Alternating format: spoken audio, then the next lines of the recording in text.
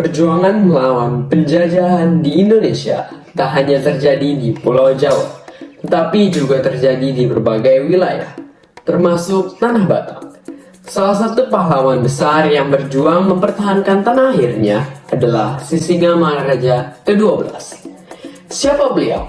Dan bagaimana kisah perjuangan rakyat Batak melawan penjajah Belanda? Mari kita kupas cerita ini. Cerita mengenai tokoh Sisingamangaraja ke-12 dan juga Perang Batak pada video kali.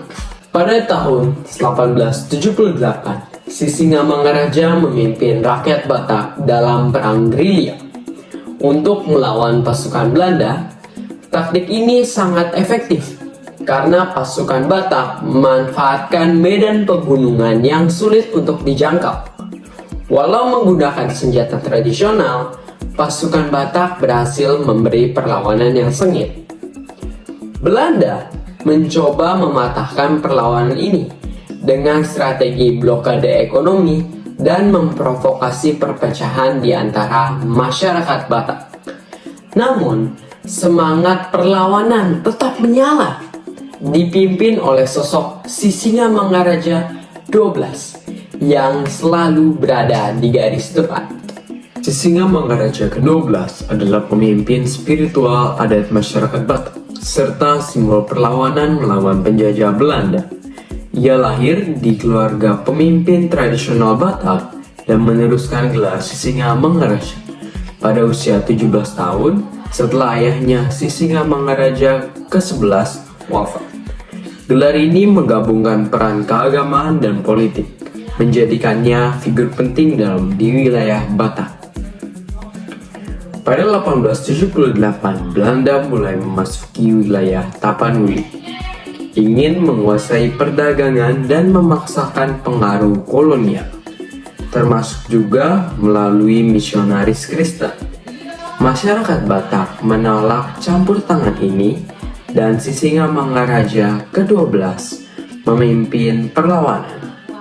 Ia mengorganisasikan rakyat dengan strategi perang gerilya, menggunakan medan pegunungan untuk melawan kekuatan besar Belanda. Perlawanan berlangsung hampir 3 dekade, namun Belanda menggunakan strategi brutal, termasuk membakar desa-desa, menyandra keluarga pejuang, dan memblokade sumber daya. Pasukan Sisingamangaraja tetap bertahan, meski kondisi semakin sulit. Pada tahun 1904, Belanda berhasil merebut banyak wilayah strategis, memaksa Sisingamangaraja dan pengikutnya berpindah-pindah di hutan. Pada 17 Juni 1907, Sisingamangaraja bersama pasukannya bertempur melawan Belanda di daerah Dairi. Dalam pertempuran ini, ia gugur bersama 2 putranya, Patuan Nagari dan Patuan Anggi, serta putrinya Lopian. Jenazahnya dibawa ke Taruntung oleh Belanda, sementara rakyat Batak mengenangnya sebagai pahlawan yang berjuang hingga akhir.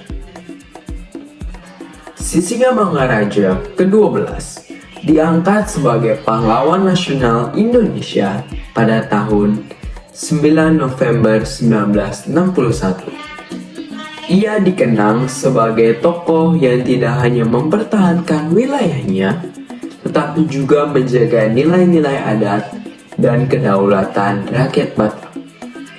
Namanya diabdikan sebagai simbol perjuangan dan kebangsaan nasional, termasuk pada Bandara Internasional Sisingamangaraja 12 di Silangit, Sumatera Utara. Semangatnya untuk melawan penindasan menjadi inspirasi perjuangan bangsa Indonesia dalam merebut kemerdekaan.